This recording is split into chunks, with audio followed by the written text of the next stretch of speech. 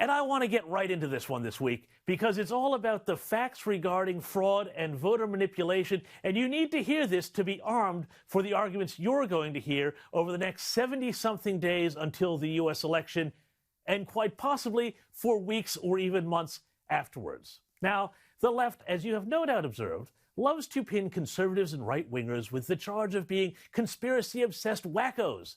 Yet, as always with these things, it's a case of projection.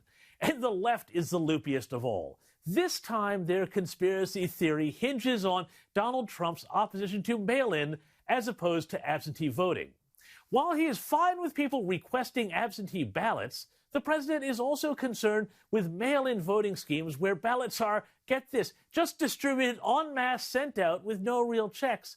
And as we will see, he is right to be concerned.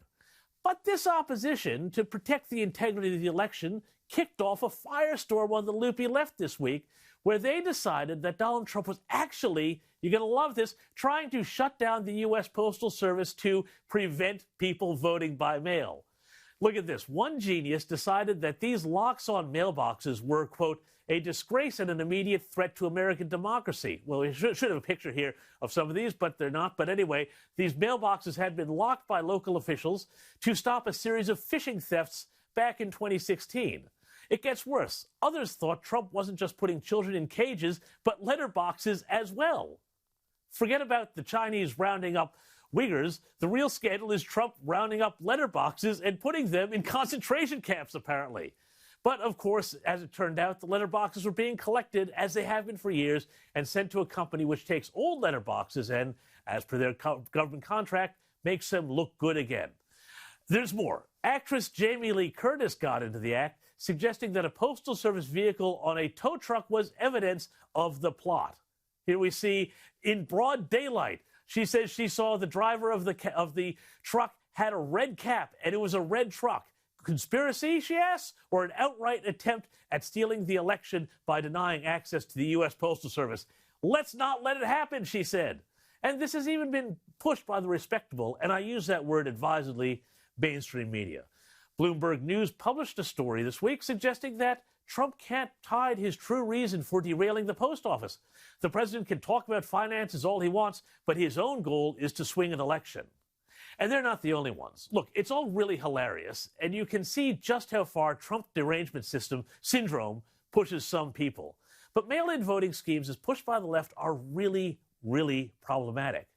In New York, just recently, it took 6 weeks to sort through all the issues around the mail-in votes for a local Democratic congressional primary and declare a winner. The process was so screwed up that 1 in 5 ballots were rejected.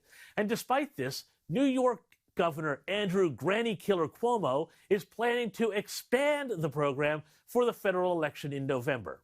And it gets even worse. Despite the claims of those who say that voter fraud never happens in America and that it is all just a fevered fantasy of the right, on Wednesday this week, a judge invalidated the results of a mail-in local council election in New Jersey that was so riven with fraud that 4 people were charged with criminal conduct.